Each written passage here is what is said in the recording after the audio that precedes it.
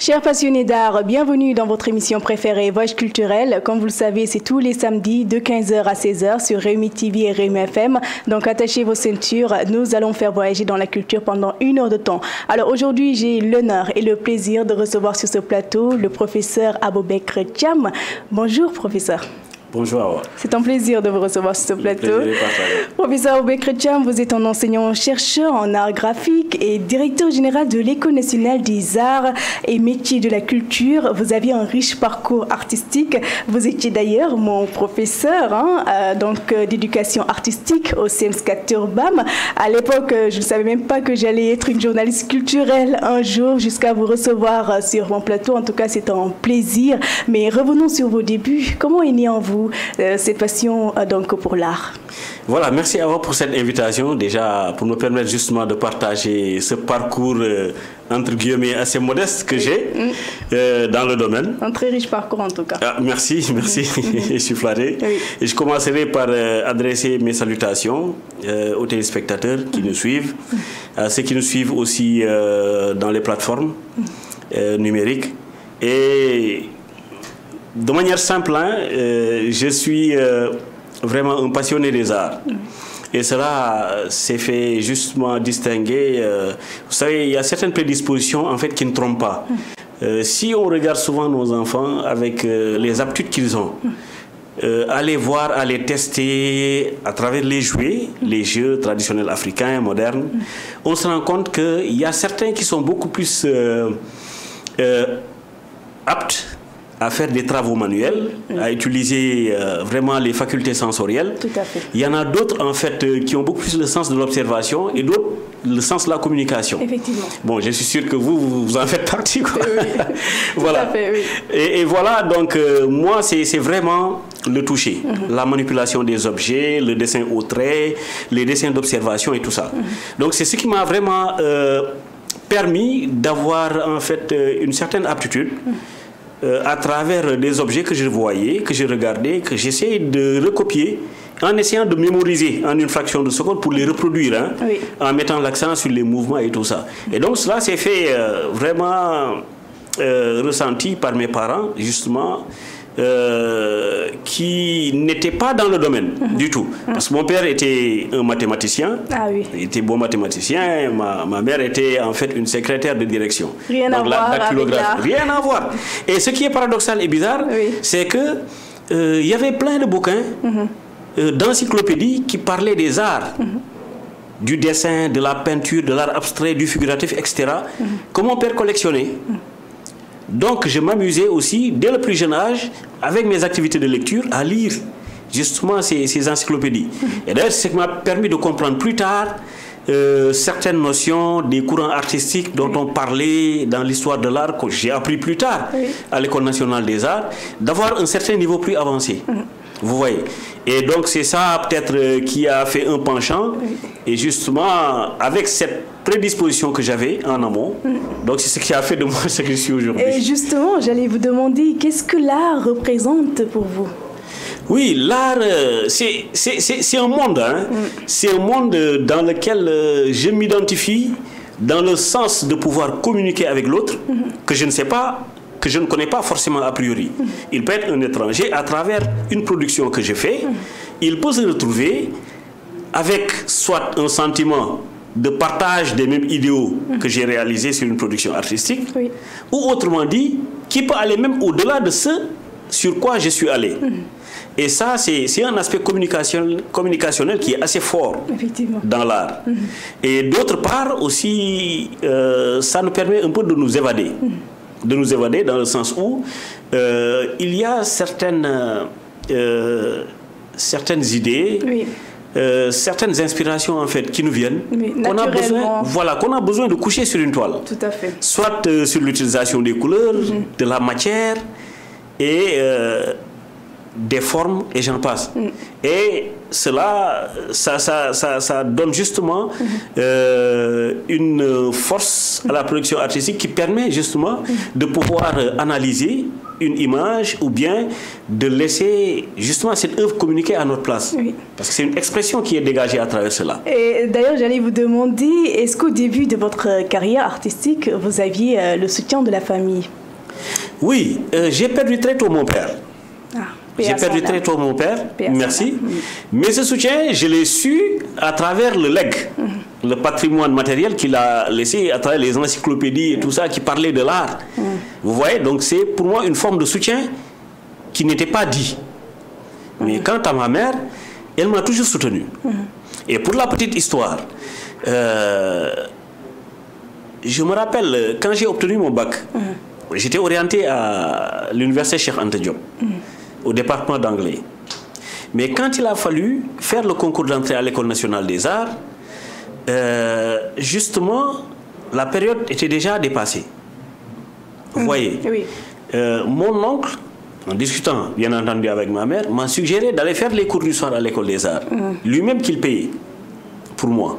Parce qu'en ce moment, étant étudiant, je n'étais pas très boursier. Et maintenant, lorsqu'il a fallu faire le concours, j'avais réussi, il fallait faire des frais d'inscription qui étaient un peu élevés à l'époque.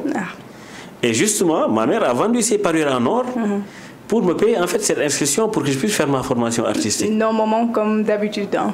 Oui, donc pour dire vraiment cette marque de reconnaissance pour nos parents, voilà, et plus particulièrement pour ma mère qui s'est sacrifiée pour ça. Oui, et y a-t-il quelqu'un qui vous a influencé à entrer dans ce milieu, un artiste que vous avez longtemps suivi peut-être? Oui, j'ai suivi Khalidou Kassé. Que j'ai reçu ici également dans ce plateau. Oui. Voilà, je l'ai suivi, voilà, parce que tout simplement, c'est sa façon en fait de peindre, d'appliquer sa couleur, sa texture, le graphisme qu'il utilisait me séduisait. Oui.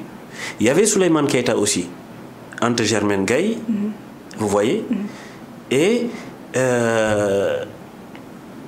pour dire que justement, ils avaient tous en fait une même démarche, pas de technicité, mais de la manière de voir les choses.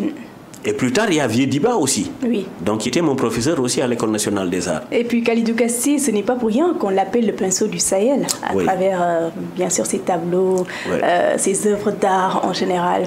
Alors, et dans quelle école donc vous avez appris l'art?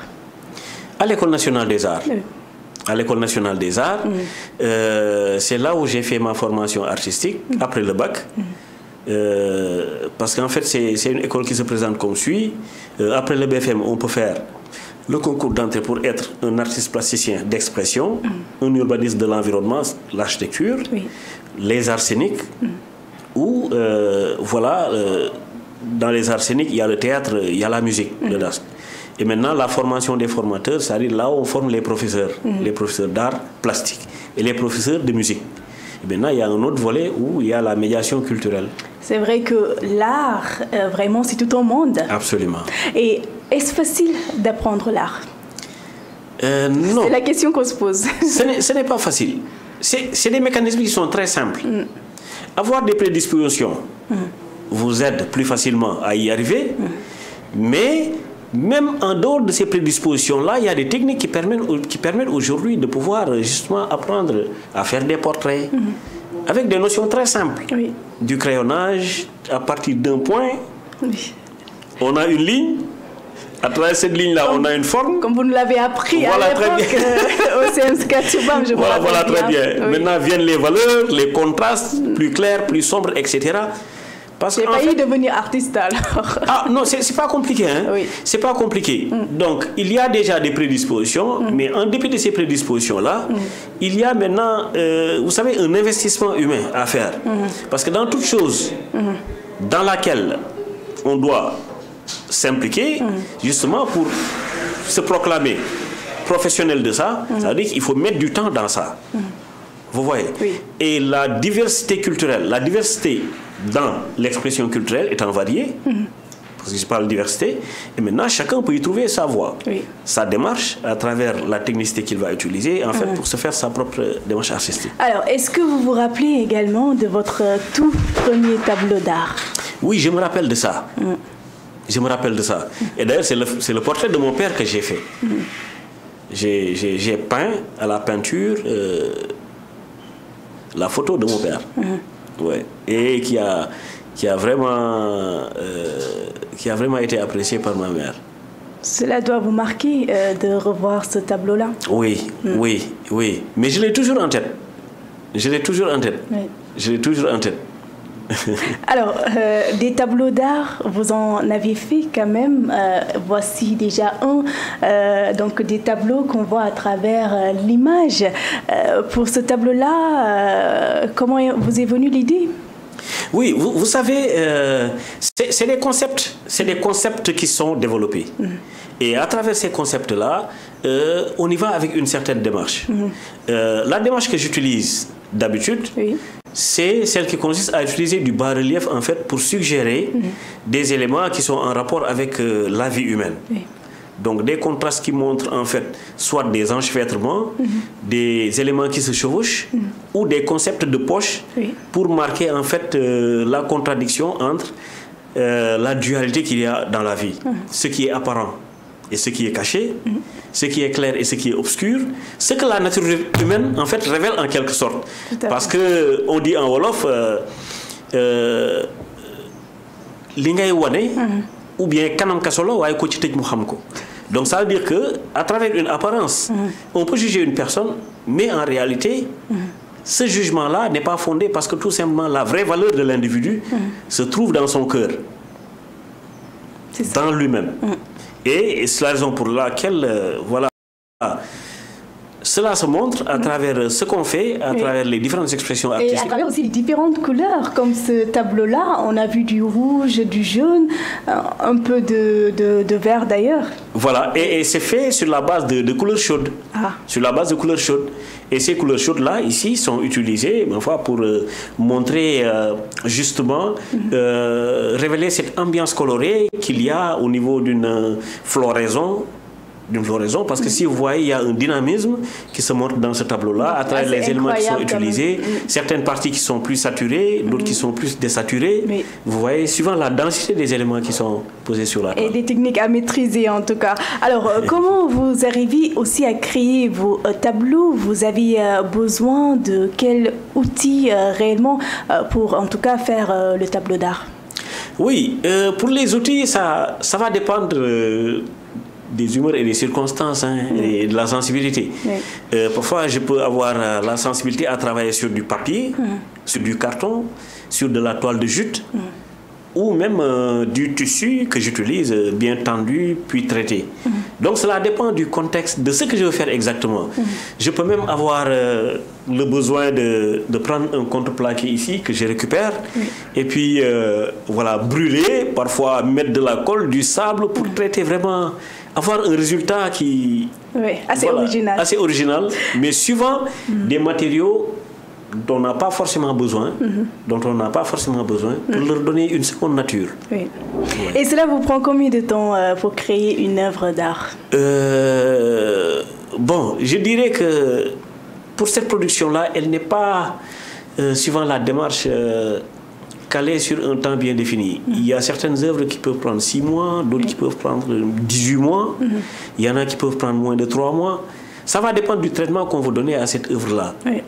Et on dit souvent que cette œuvre-là n'est jamais finie parce que tout simplement, on a toujours quelque chose à apporter de plus. Un nouveau coup d'œil, à chaque fois qu'on se réveille, on a quelque chose à y apporter. Et est-ce que M. Thiam, on va dire professeur Aboubekr Thiam, vend ses tableaux? Oui, je les vends. Ah oui. Oui. Alors là, on se demande bien à combien? Oui, et les prix varient aussi. Les prix varient. J'en ai... vous savez, les prix que je vendais tout à fait au début sont différents de mes prix actuels. J'en ai vendu un temps, dans mes débuts, 50 000, 100 000 francs, etc. Mais aujourd'hui, j'en vends à 800 000. Oui, c'est vrai que l'accessibilité aussi pose problème. Certains ont besoin d'avoir les tableaux d'art chez eux, en tout cas dans leur maison, mais quand même, il faut avouer que c'est assez cher. Oui, et tout va dépendre en fait de la cote de l'individu. Oui.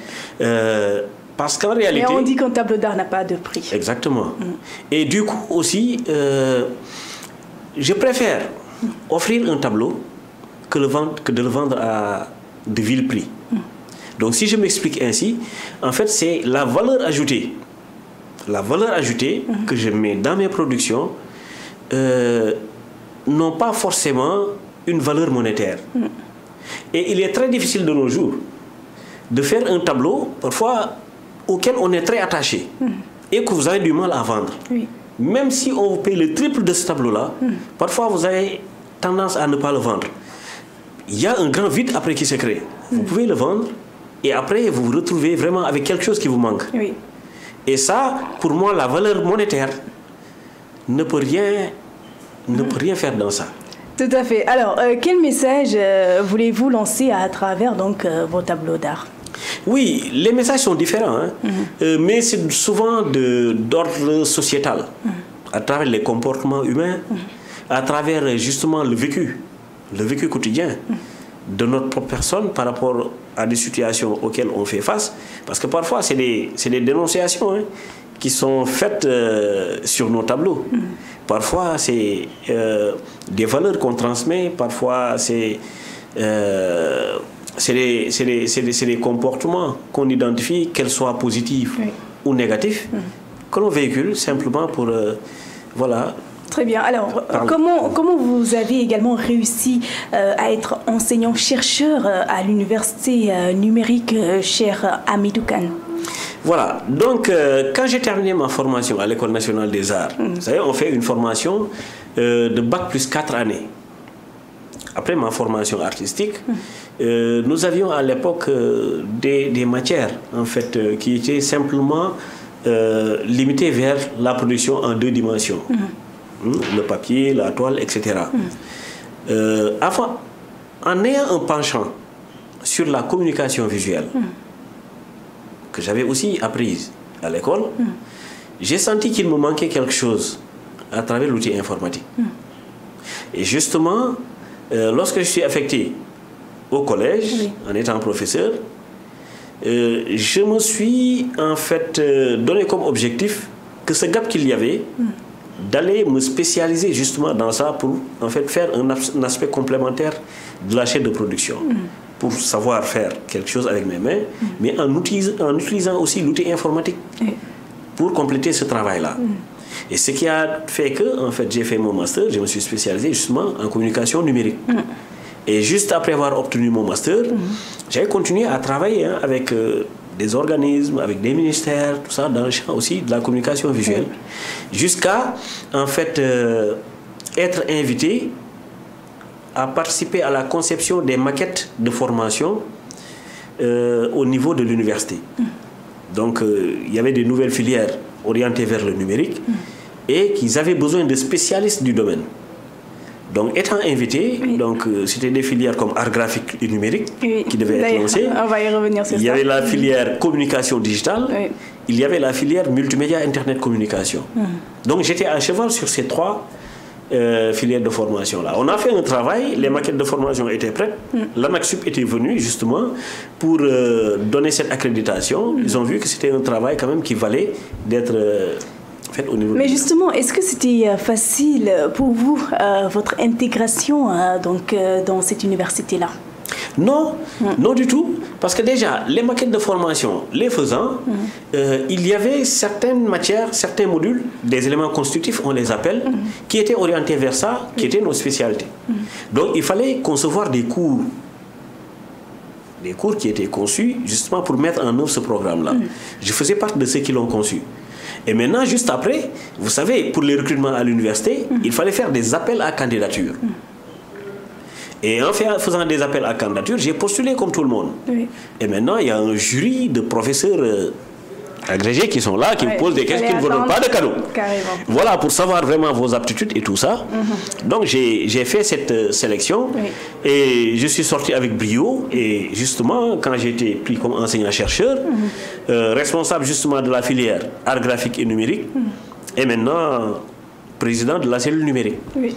En tout cas, félicitations à vous pour ce riche parcours. Vous Merci. êtes également responsable de la licence art graphique. Parlons justement de l'art graphique. C'est quoi exactement l'art graphique? Voilà. J'avais oublié d'apporter une petite précision. En dehors justement de cette admission au corps d'enseignant-chercheur, je me suis aussi inscrit dans un programme doctoral. Donc, pour un doctorat de thèse, donc je suis en 3e année et je suis en train de boucler la thèse.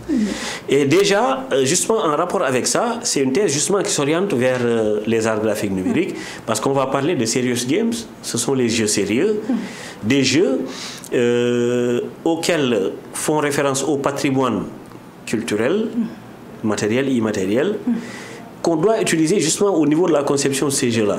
Si on remarque ce qui se passe de nos jours, ces jeux-là sont souvent importés, les jeux vidéo, etc., où on a une culture occidentale qui est imposée justement à nos jeunes. Et maintenant, c'est le moment justement de penser, de repenser le modèle en intégrant ce qui nous appartient de plus cher. Nos cultures, nos valeurs, tout ça, etc. Effectivement. Alors, est-ce facile aussi d'enseigner aux jeunes l'art graphique? Non. Et vous savez pourquoi? Parce que de nos jours, en fait, les jeunes, ils ont une certaine prédisposition pour l'utilisation de la machine. L'ordinateur avec les logiciels graphiques et tout. Et donc, dans cette filière art graphique, c'est justement ça. Donc, il y a du dessin, il y a de l'infographie, il y a de la modélisation du dessin 2D, la modélisation 3D, il y a de l'animation vidéo, il y a les techniques de montage, de prise de vue, de captation d'images, la prise de son, vous voyez, et bon, d'autres matières qui sont théoriques comme la sémiologie appliquée à l'image, le langage des signes dans la vie sociale, et il y a aussi des matières qui sont plutôt relatives à tout ce qui est l'apprentissage de la couleur. C'est assez large, on va dire. Très large. Oui.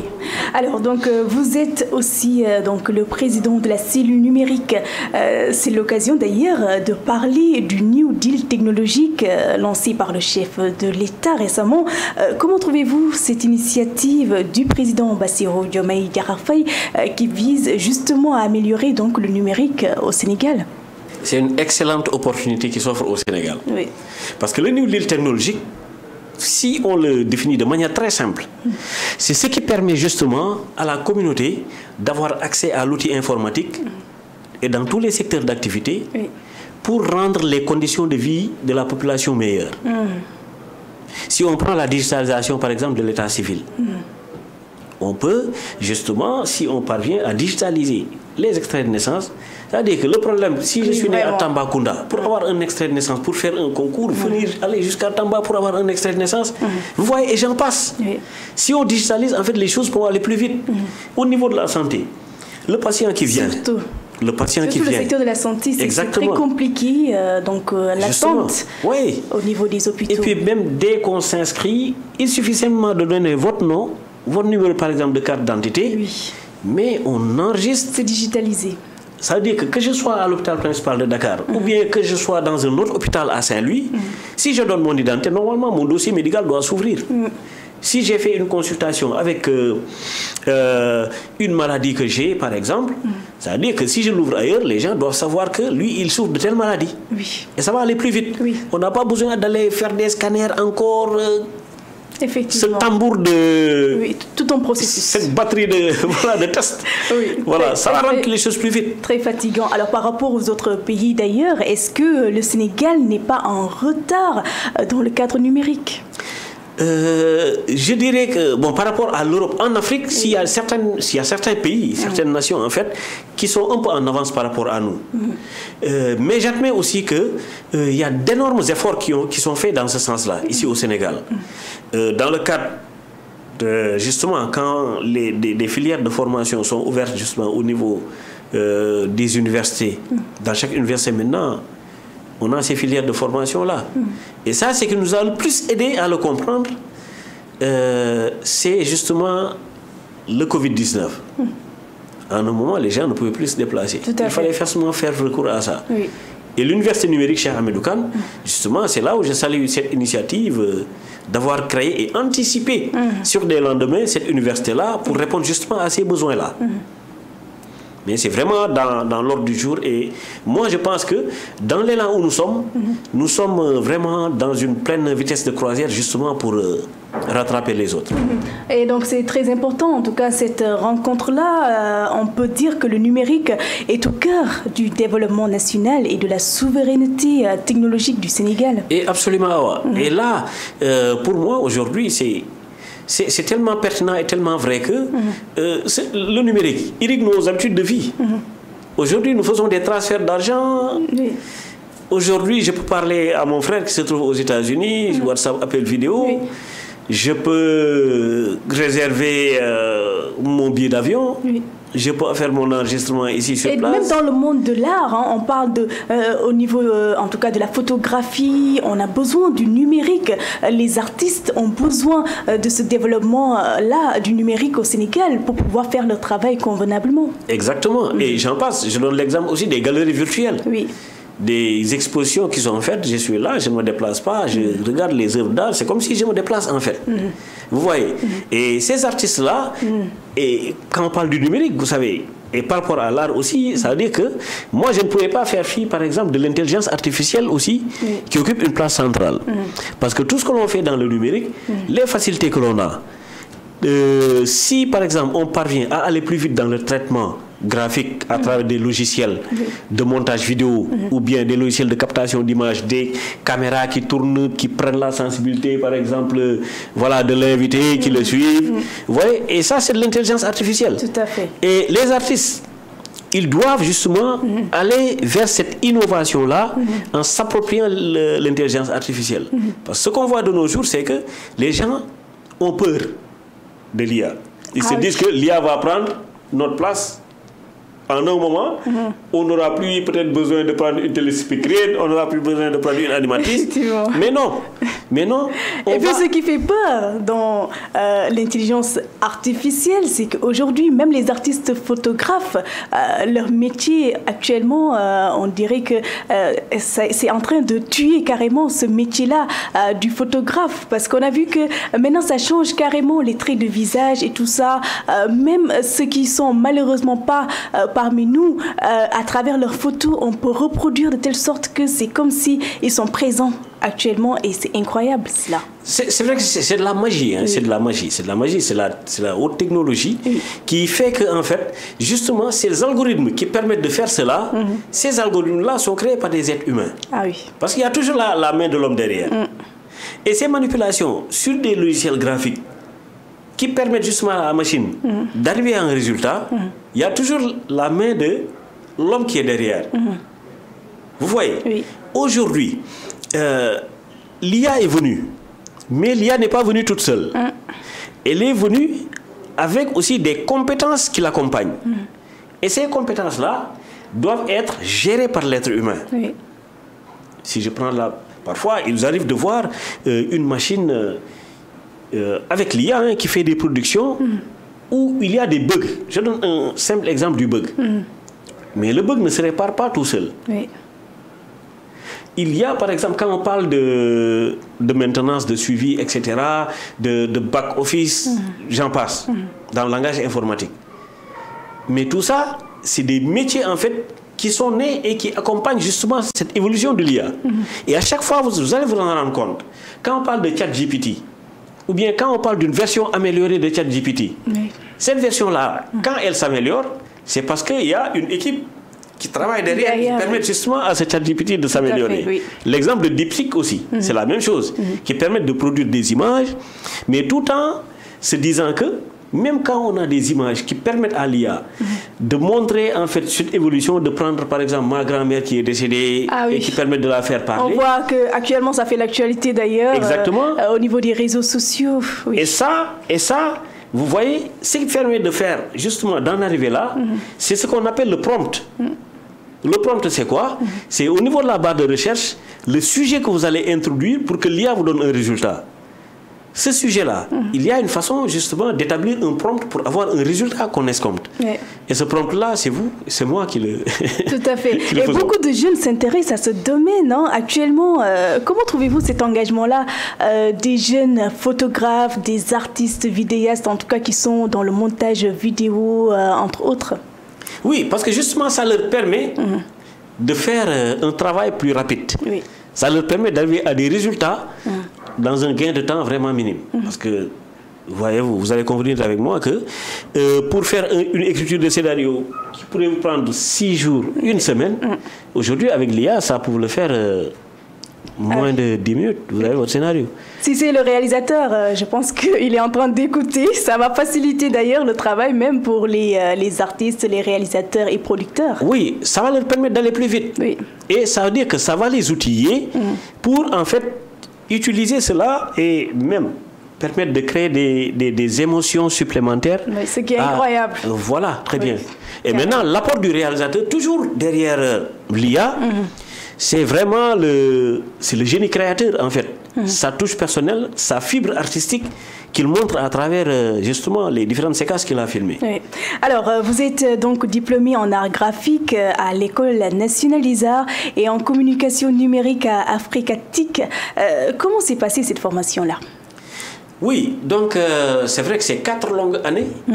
4 longues années que j'ai passées à l'École nationale des arts et avec une pléthore de modules quand même qui nous ont permis justement d'avoir une certaine maîtrise technique en la matière, aussi bien théorique que pratique. Et ça, tous mes collègues artistes pourront le dire, ils sont tous passés par là. Et en dehors de ça, maintenant, ce qui a permis justement, parce que quand vous devez enseigner ces matières artistiques-là, il va falloir certainement faire cette maîtrise-là. Justement, ces élèves que vous aurez devant vous vont s'attendre justement à ce que vous leur montriez ce dont ils ont besoin de voir. Et pour ça, il n'y a pas de limite. Tout à fait. Il n'y a pas de limite. Vous voyez. Et maintenant, quand j'ai terminé ma formation artistique, en allant à Africatique justement, c'était un complément. Parce que c'était un domaine qui était nouveau pour moi. L'infographie, la programmation, le développement web, le dessin 2D, la modélisation 3D. Vous voyez, c'était nouveau. Il fallait réapprendre. Parfois, j'ai terminé mon cours au collège. Quand je finissais avec vous, vous me fatiguiez tellement que, même arrivé là-bas, il m'arrivait de dormir en salle. Vous voyez. Mais il fallait me sacrifier pour le faire parce que c'était une question d'ambition et d'objectif. Du coup, j'ai terminé ce master-là. Et puis surtout quand vous avez des élèves curieuses comme moi, c'est très normal, on fatigue à l'école. En tout cas, vous étiez professeur d'éducation artistique justement dans les lycées et collèges pendant une vingtaine d'années.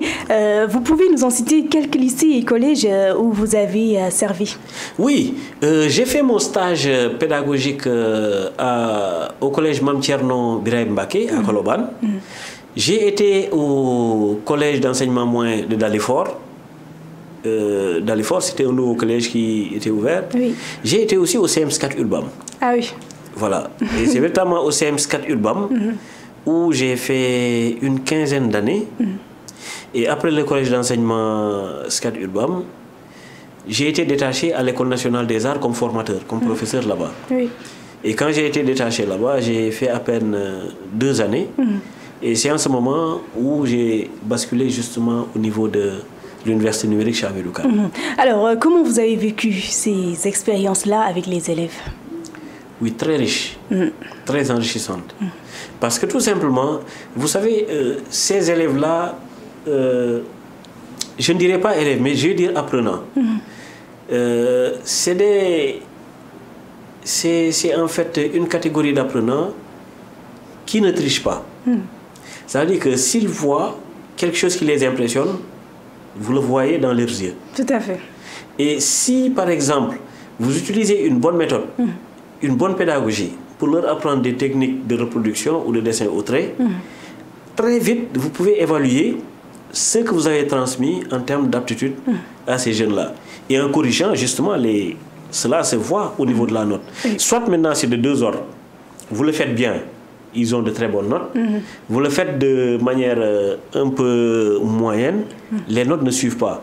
Mais quel que soit alpha, vous avez la possibilité de mesurer cela. Et moi, le cadre d'échange avec ces élèves-là, c'était vraiment un cadre qui était inattendu. À chaque fois que j'avais cours, j'avais un plaisir. J'avais un plaisir vraiment de me retrouver avec mes élèves pour échanger. Et puis tu sens qu'ils te le rendent, quoi. Oui, tout à fait. Et puis cette ouverture-là, en tout cas, avoir un professeur qui a le sens d'écoute, je pense que c'est ce que l'élève a réellement besoin pour être passionné de la matière. Hein. Donc, en tout cas, félicitations à vous pour ce que vous avez accompli.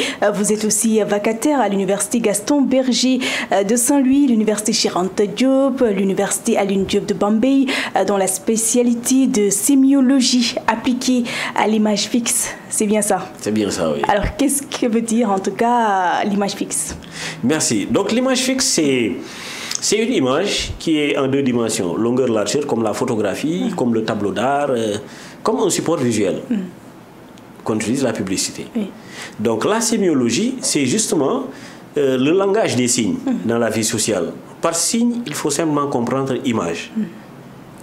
L'analyse de l'image que l'on a, que ce soit une affiche, que ce soit une publicité, que ce soit un flyer, que ce soit un spot publicitaire ou bien une affiche publicitaire. Bref, l'image, toute représentation qui est appréhendée sous nos yeux. Comment est composée l'image?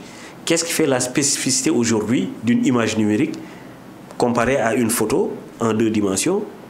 Ou bien, comment est-ce qu'on peut interpréter, analyser une œuvre d'art, une image parlante avec tous les éléments qui le composent? Donc cela suscite vraiment d'avoir certaines notions sur les caractéristiques substantielles et essentielles de l'image qui peuvent vous permettre aujourd'hui de faire une analyse de films, de photos, de publicités, même si c'est un discours. Voilà, vous avez des éléments en fait qui vous permettent de le faire.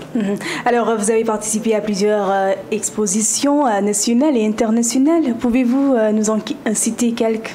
Oui, j'ai participé à plusieurs éditions de la Biennale, de la Biennale Dakar. De Dakar 1998 jusqu'à maintenant, je participe à ces expositions-là. En Allemagne aussi, à l'Académie des Beaux-Arts de Trieux, j'ai participé à une exposition. Là-bas, j'ai participé aussi à une exposition à Paris 4. Avec déjà un collègue que je citerai, qui m'avait accueilli justement, un collègue artiste, et qui est d'ailleurs le directeur général de la culture. Actuellement, le collègue Abdou Simbandi Diatta, donc qui m'a accueilli pour ces expositions-là. Voilà, donc c'est ça. En dehors de ça aussi, il y a les regards sur cours. Donc c'est des parcours au niveau de l'île de Gorée, à travers lesquels, en fait, toutes les cours de maison en fait sont ouvertes aux artistes pour qu'ils viennent faire des expositions. Alors vous êtes co-organisateur de workshops à Trier en Allemagne également. Tout à fait. Et d'ailleurs, c'est ce que je viens de dire à l'entame de mon propos avec le collègue Abdou Simandi qui m'a accueilli.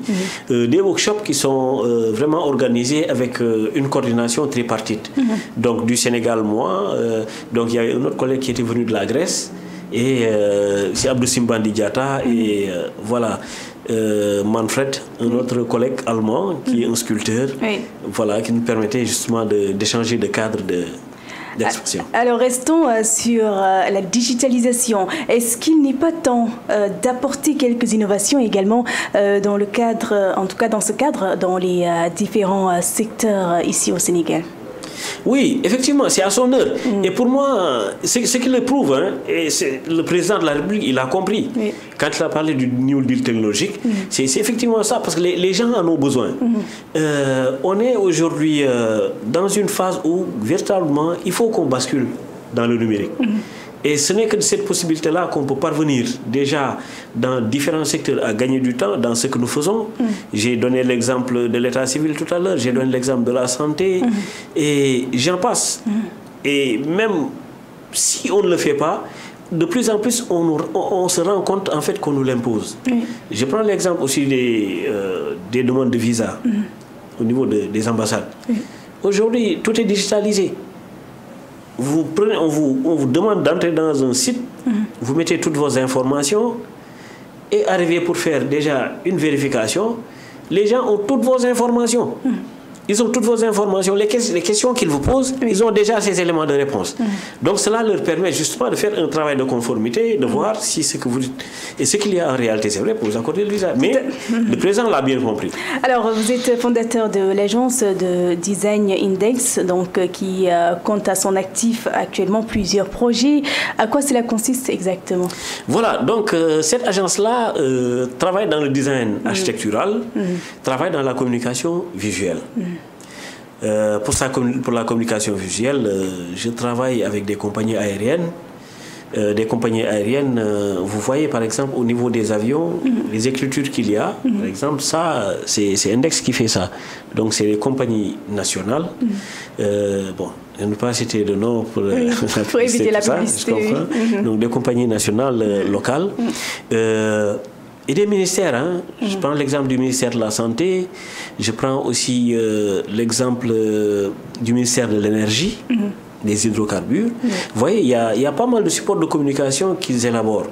Donc vous développez plusieurs genres de projets, on va dire. Exactement. Alors de la sensibilisation à l'aspect vraiment communicationnel, quoi, proprement dit. Très bien. Alors, vous êtes aujourd'hui le directeur général de l'École nationale des arts et métiers de la culture. Comment vous avez accueilli cette nomination? Je l'ai accueilli avec un très grand plaisir.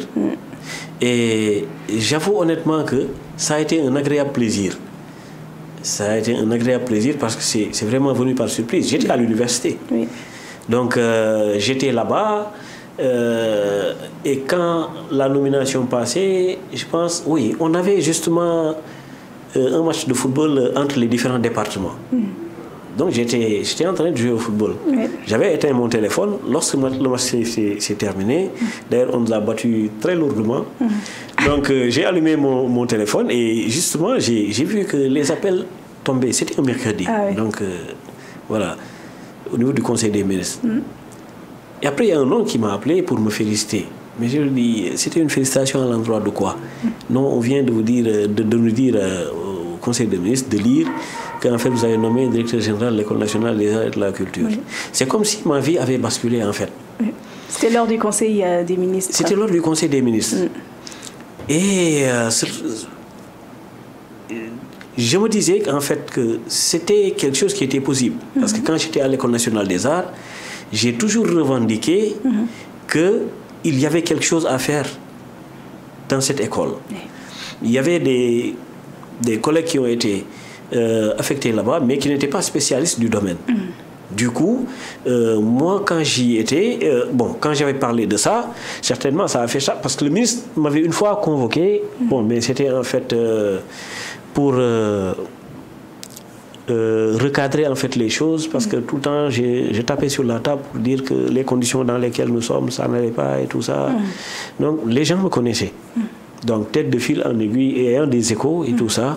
Donc ils ont pensé à moi. Bon, j'ai toujours continué en tout cas à communiquer, à travailler dans le sens de vraiment faire la promotion des arts, que ce soit à l'université où j'étais, que ce soit à l'extérieur du Sénégal. Il y a pas mal de plateformes où je suis et voilà. Peut-être que c'est ça qui a fait qu'il y a une certaine confiance que le président a eue avec son premier ministre et le ministre de... En tout cas, félicitations à vous pour cette nomination décidée par le chef de l'État, Bassirou Diomaye Diakhar Faye, qui illustre la reconnaissance d'un parcours exceptionnel. Cela doit être une fierté pour vous?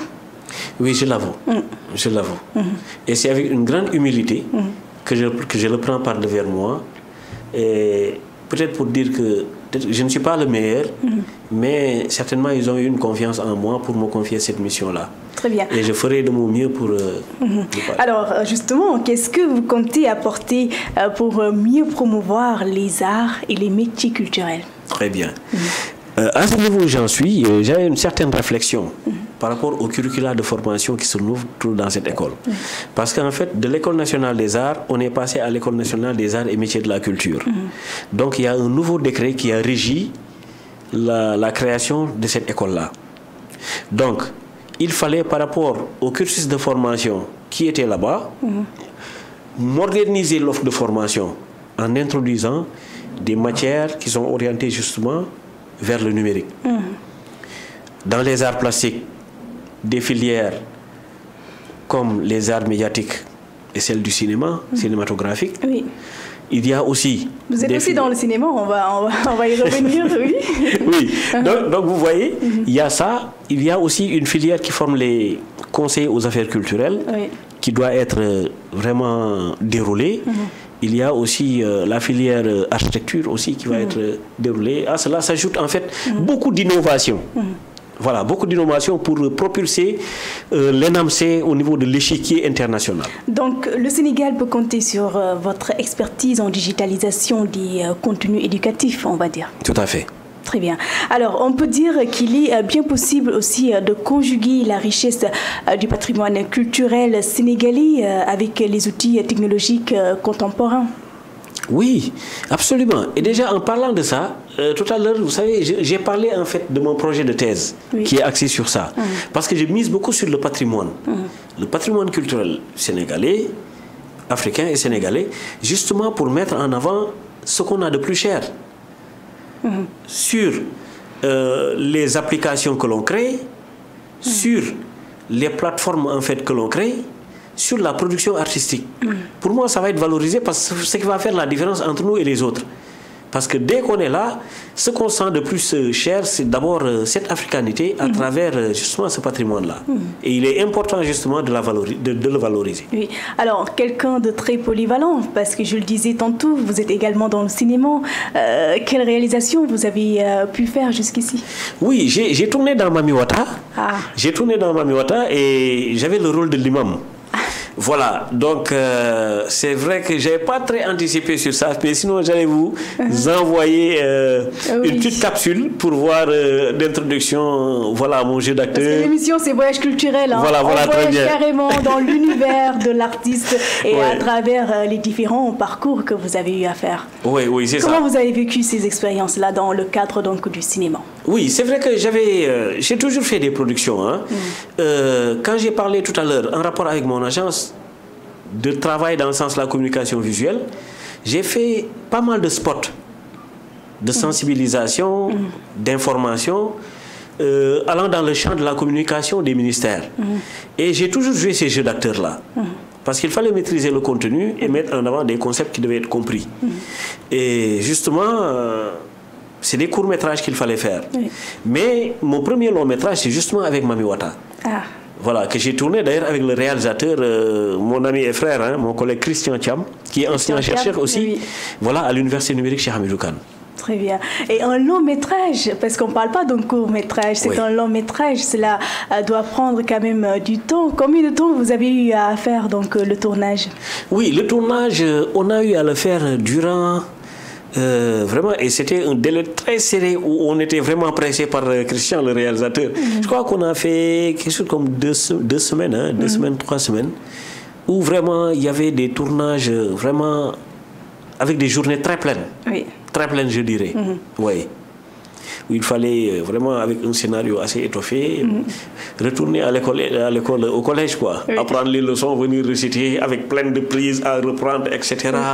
Comment vous arrivez à maîtriser déjà les textes donc, en tant qu'imam, hein? Vous avez joué le rôle donc, de l'imam dans cette production-là. Voilà, c'était une situation d'imprégnation. Il y avait le scénario, il fallait comprendre le principe, le concept. Et maintenant, au niveau de la réalisation, parfois improviser pour recréer en fait cette situation-là, mais en étant fidèle au texte et au scénario. Et d'ailleurs, ce qui me permet de faire une petite divagation, parce qu'il y a un plateau sur lequel on tournait, où c'était véritablement une séance du moins de déjeuner. J'étais là avec mes épouses, j'en avais 3, avec un curé et le prêtre, un autre prêtre, quoi, et un autre ami. En venant, je n'avais pas pris mon petit déjeuner, j'avais très faim. Donc, lors de cette séance-là, de cette séquence, je devais faire simplement 3 cuillerées. Finalement, je me suis retrouvé avec 15 ou 20. Donc, les gens se tordaient de rire pour me dire, mais on a fait le clap, il faut t'arrêter. Je lui ai dit, non, j'ai pas pris mon petit déjeuner, quoi. Laissez-moi terminer. Clap de départ. Et quand on dit clap de départ dans le cas du cinéma, on démarre. Et clap de fin, vraiment, c'est terminé. Ouais, mais il fallait me remplir le ventre, quoi. En tout cas, un vrai Sénégalais. Alors, aujourd'hui, comment faire également, professeur, pour renforcer les synergies entre les différents acteurs donc des arts et de la culture? Voilà, et ça, je pense que c'est d'ailleurs un des principes sur lesquels le directeur général de la culture il est en train de travailler, parce qu'en réalité, il a une approche vraiment orientée vers les industries culturelles et créatives. Voilà, pour vraiment amener les artistes justement à se formaliser, pour qu'ils puissent véritablement être voilà, vraiment autonomes et avoir assez de ressources pour pouvoir vraiment contribuer à l'économie culturelle. Donc c'est donc possible en mettant l'accent particulier sur l'éducation et la formation des générations futures, absolument, on va dire. Absolument. Très bien. Mais comment faire également pour sauvegarder le patrimoine culturel sénégalais? Oui, et cela, je pense que dans le champ de la formation, parce que nous, enseignants, on a un rôle très important à jouer dessus. Au niveau des écoles, au niveau des universités, on a un rôle à jouer. Oui. Et ça, c'est une prise de conscience que les plus jeunes doivent avoir par le biais justement de cette transmission-là que les enseignants, le corps enseignant, les formateurs, en fait, tous les acteurs culturels doivent faire. Aussi bien à l'école qu'au niveau de la production cinématographique. Dans les films et tout ça, tout ce qui est véhiculé dans les scénarios et tout ça, doivent avoir un impact orienté vers ça. Tout à fait. Le théâtre, j'en passe. Alors, comment vous avez également trouvé l'organisation de la 15e Biennale de l'art africain contemporain? J'ai salué justement cette 15e édition de la Biennale de l'art africain. Je l'ai saluée à sa juste valeur à travers les innovations qui ont été apportées. Et toujours avec le cadre numérique. Si vous voyez bien, l'exploitation des canaux numériques à travers les applications comme TikTok, les médias sociaux, tout a été vraiment inondé et les jeunes se sont sentis imprégnés et se sont appropriés en fait la Biennale. Et c'est la raison pour laquelle, au niveau des différents sites d'exposition, il y a eu de l'euphorie. Tout à fait. Et l'heure à laquelle les galeries devaient fermer, les gens étaient même en train de faire les tours. Il a fallu leur dire que voilà, c'est l'heure de la fermeture. J'étais là-bas avec mes confrères et consoeurs, mais on n'a pas voulu quitter en tout cas les lieux. Vous voyez. Et pour moi, ils ont compris que le numérique aujourd'hui, ce qu'on fait ça, le numérique, et ce qui prouve aussi la pertinence du nul de la technologie. Tout à fait. Alors, quels sont les défis qui attendent le monde de l'art? Voilà, ces défis sont d'ordre majeur. Hein. Déjà, justement, moi, je vais toujours les orienter vers les industries culturelles et créatives parce qu'en fait, il y a un énorme champ à défricher. Aujourd'hui, il faut que les acteurs se formalisent. Il faut qu'ils se formalisent.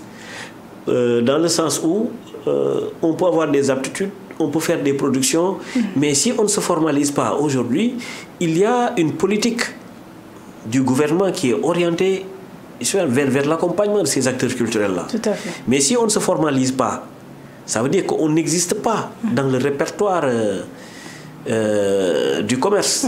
Le registre de commerce, on n'a pas de numéro d'immatriculation. Il est fondamental aujourd'hui que ces acteurs-là soient déjà présents au niveau de ces registres-là, qu'ils puissent s'identifier et puis qu'ils puissent être accompagnés vers cela. Oui. Parce que tous les moyens sont déjà là pour que ça puisse se faire. Oui, et c'est important. Alors, quel est votre avis aussi sur le projet de décret portant collecte de la rémunération pour copie privée, finalement adopté par le chef de l'État Bassirou Diomaye Faye, une avancée significative dans la protection des droits des artistes et la valorisation de la culture au Sénégal? Mais ça, on l'a accueilli vraiment avec beaucoup d'enthousiasme, avec beaucoup de joie. Parce que ce projet de décret, on l'a longtemps attendu. Oui. On l'a longtemps attendu parce que le statut de l'artiste, aujourd'hui, il devait être défini depuis longtemps. Et ce qu'on voit le plus souvent, ce statut-là qui était absent, ne permettait pas à l'artiste de pouvoir jouir de ses privilèges, en fait. Donc, on a les droits d'auteur et droits voisins. Donc, toujours dans le cadre de la formalisation. Et les enregistrements au niveau de l'IPRES, vous voyez la prestation, la sécurité sociale, qui permet à l'artiste, dès son activité, ou bien quand il a ses activités artistiques, de pouvoir au moins bénéficier de ces ressources qu'il a longtemps épargnées à travers maintenant ces structures étatiques. Alors, en tant qu'artiste également, acteur culturel, on va dire, dans le cadre général, comment trouvez-vous le fait que la loi sur le statut de l'artiste ne soit toujours pas appliquée? Voilà, vous savez, lorsque la loi a été promulguée, j'avais assisté justement à cette séance-là avec l'ancien ministre de la Culture. Il s'est agi justement entre la mise en œuvre et justement la validation, la diffusion justement de cette loi-là. Il y avait quand même un certain, je ne dirais pas vide, mais je dirais un vide temporel qui était surtout basé sur l'actualité politique. Tout à fait. On avait un changement de régime.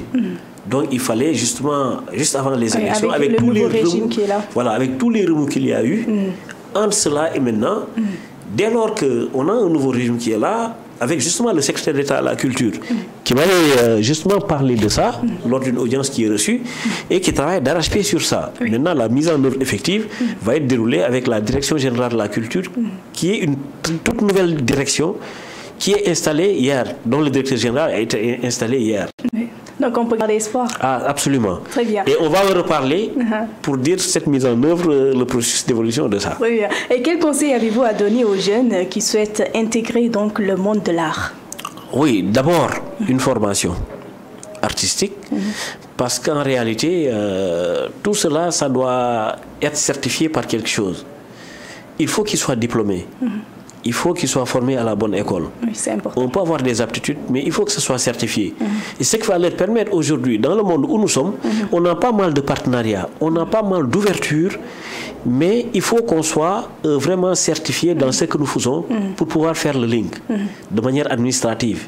Même si on veut être accompagné, il va falloir avoir un support qui montre qu'en fait, on exerce dans tel domaine d'activité. Oui. Alors, c'est très important. Malheureusement, on est pratiquement à la fin de l'émission. On va un peu parler des projets du professeur Aboubekr Thiam. Oui, c'est vrai que ma nomination à la tête de l'École nationale des arts a fait en fait que les projets individuels, les projets personnels que j'avais, en dehors des expositions d'art que j'avais, les projets que j'ai pour l'École nationale des arts et métiers de la culture ont un peu pris le dessus. Parce qu'en réalité, avec le nouveau décret, il y a un challenge à faire. Il y a un challenge à faire. Il faut vraiment sortir l'école de ces sentiers traditionnels pour le faire éclore en fait au niveau vraiment continental, pour que l'école soit vraiment une référence au niveau de l'Afrique de l'Ouest et au-delà. Donc c'est ça actuellement mon gros projet. Et je compte aussi énormément sur vous au niveau de la communication, parce que j'ai besoin quand même d'une visibilité dans toutes les activités que je vais entreprendre. Très bien. En tout cas, c'est toujours un plaisir de retrouver son professeur après des années et des années. Merci d'avoir répondu à l'invitation. Malgré vos engagements, vous avez tenu à être là. Merci surtout pour votre disponibilité. C'est moi qui vous remercie de m'avoir offert cette opportunité justement pour parler de ma modeste personne et au-delà de mes projets professionnels. Très bien. En tout cas, merci beaucoup. Et voilà, chers passionnés d'art, c'est la fin de votre émission. Merci de l'avoir suivi. Merci à toute l'équipe de la régie, à Vieux Cissé. Merci également à Bachir Cissé du côté de la radio, Matadio pour la coordination. Je vous donne rendez-vous samedi prochain pour faire vivre une nouvelle aventure culturelle. Et c'est toujours sur Rewmi TV.